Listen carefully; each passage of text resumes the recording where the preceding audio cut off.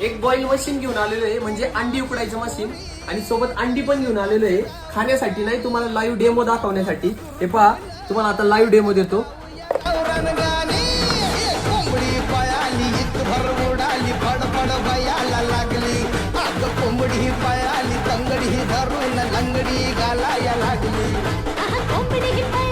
हे पहा, आपण चालू केलं आता.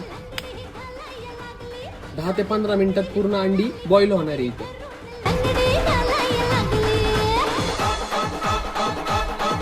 चला मित्रांनो, आता आपली अंडी रेडी झालीत का बघू.